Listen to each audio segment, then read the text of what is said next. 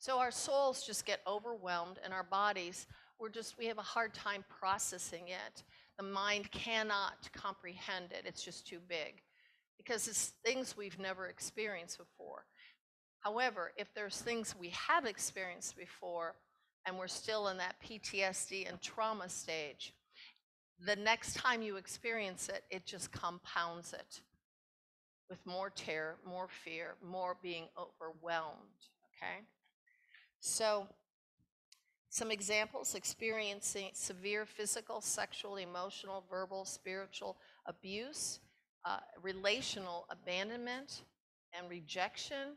Those are huge.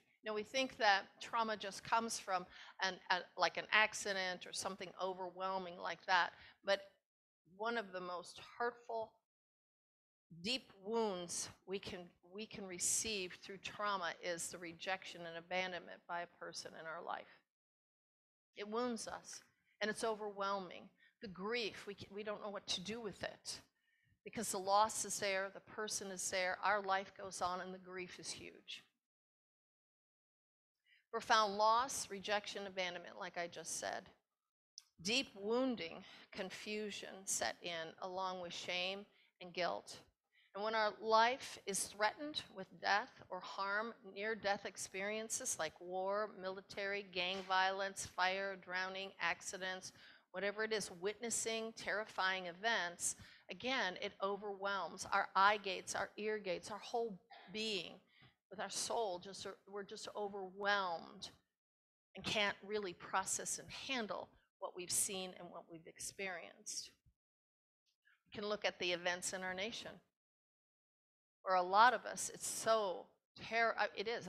People come to us all the time having a hard time trying to process through the change, the chaos, the confusion between what is truth and what is lies, and all the other. They're terrified, they're afraid, and their whole life, our lives have been turned upside down, and some people are dramatically affected by it, and they are dealing with severe fear, PTSD, and trauma from all of it. Let me see. Number 5, traumatizing events are open doors to the spirit of trauma and PTSD. Fear then becomes our best friend because it actually, I'm not saying it is, I'm just saying inadvertently it becomes our best friend, because as soon as we feel fear, and that's how God created it, when we feel and know fear is coming, we're to protect ourselves.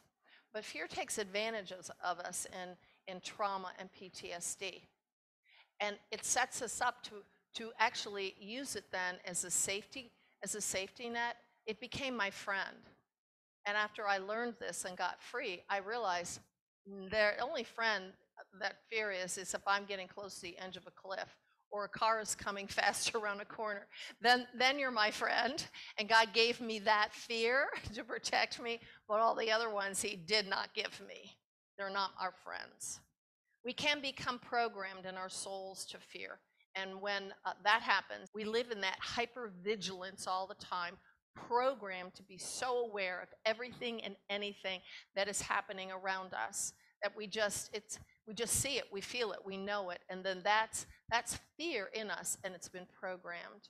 The spirit of trauma actually will make bad things happen to us over and over and over again, because remember, it is a spirit and it is a happening. Just like rejection, being rejected is a happening, but it's also a spirit who needs to make that happen over and over again.